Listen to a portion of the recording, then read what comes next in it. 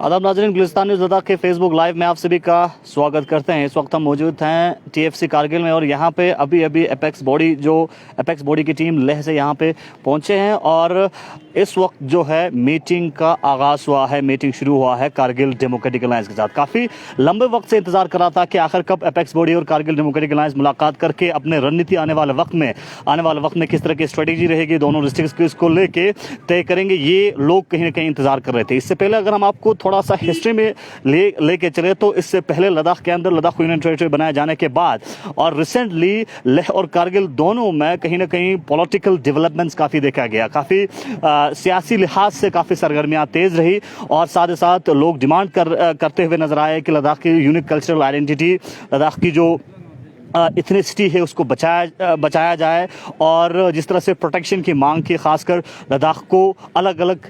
Angles से। तो अगर हम लेह की बात करें, लेह के अंदर एपेक्स बॉडी फॉर्म हुई और एपेक्स बॉडी में मुख्तलिफ वेटरन लीडर्स के साथ साथ जो सोशो पॉलिटिकल रिलीजियस ऑर्गेनाइजेशन के साथ साथ स्टूडेंट रिप्रेजेंटेटिव्स ने उनका समर्थन किया। और इसके बाद एपेक्स बॉडी की डिमांड यही थी कि लद्दाख को कॉन्स्टिट्यूशनल सेफगार्ड के हवाले से जो 6 शेड्यूल है, बोडो टेरिटोरियल काउंसिल के हिसाब से 6 शेड्यूल ग्रांट किया जाए, ताकि लद्दाख के अंदर जो लोगों में कहीं ना कहीं खदशा है जॉब सिक्योरिटी, लैंड सिक्योरिटी को लेके और साथ ही साथ जो डेमोग्राफी को लेके और बाकी कल्चरल एथनिसिटी को लेके जो कहीं ना कहीं खदशा था उसको बचाया जा सके। इसके फौरन बाद हमें ये देखने को मिला कि यूनियन होम मिनिस्टर की जानिब से, मिनिस्ट्री ऑफ होम अफेयर्स की जानिब से एपेक्स बॉडी को बुलावा आया दिल्ली, और दिल्ली एपेक्स बॉडी ने ministry of home affairs, union home minister से मुलाकात की और वहां से कहीं ना कहीं आश्वासन मिला, क्योंकि LHDC लेह का इलेक्शन था और वहां पे कहीं ना कहीं बाइकआउट का कॉल एपेक्स बॉडी ने दिया था। लेकिन बाद में जब union home minister Amit Shah की जानिब से एश्योरेंस मिला कि लद्दाख के अवाम के हित के हिसाब से, लद्दाख के अवाम की जो एस्पिरेशन के हिसाब से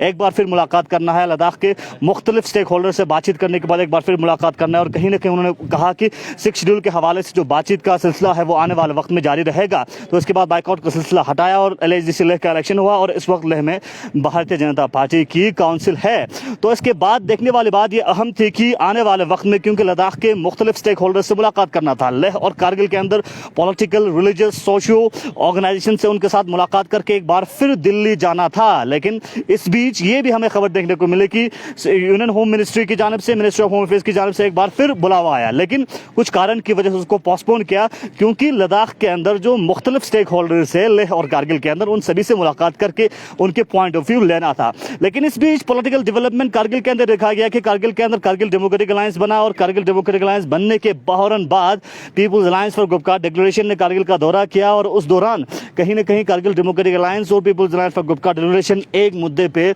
मुत्तहिद होते हुए नजर आया। लेकिन कारगिल डेमोक्रेटिक अलायंस का साफ साफ ये कहना था कि कारगिल डेमोक्रेटिक अलायंस किसी के साथ नहीं है। Kargil democratic alliance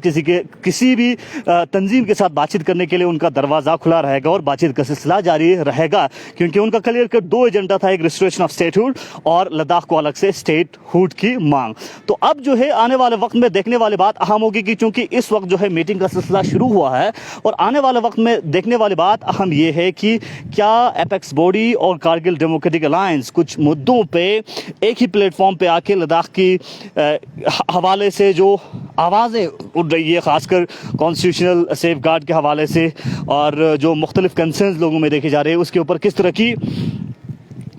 point of view दोनों के जरिए सामने आता है। और देखने वाली बात अहम होगी कि क्या दोनों एक मुद्दे पे एक ही प्लेटफॉर्म पे जाके आगे बढ़ेंगे या दोनों का अलग अलग मुद्दा होगा, अलग अलग जो है पॉइंट ऑफ व्यू होगा जो इस वक्त हैं, क्योंकि इस वक्त लेह के अंदर अलग से 6 शेड्यूल की मांग कर रही है और कारगिल के अंदर स्टेटहुड और रिस्टोरेशन ऑफ स्टेट की मांग कर रहे हैं। तो आज की मीटिंग काफ़ी अहम है और आज की मीटिंग के बाद देखने वाली बात अहम होगी कि क्या एक प्लेटफॉर्म पे आके दोनों एक ही आवाज़ के साथ आगे बढ़ते हैं या अलग अलग अपने पॉइंट ऑफ व्यू को लेके आने वाले वक्त में ministry of home affairs, union minister से मुलाकात करते हैं, क्योंकि यूनियन मिनिस्टर से मुलाकात करना है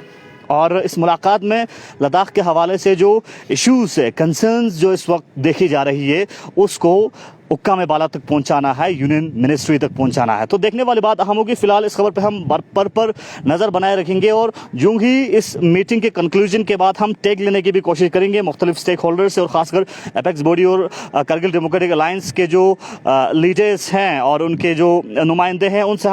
हम उनकी ओपिनियन जानने की कोशिश करेंगे और आप तक अपडेट पहुँचाने की भी कोशिश करेंगे। बने रहे गुलिस्तान न्यूज़ के साथ, पल पल के अपडेट के लिए मोहम्मद इसाक मुदस्सिर अहमद के साथ।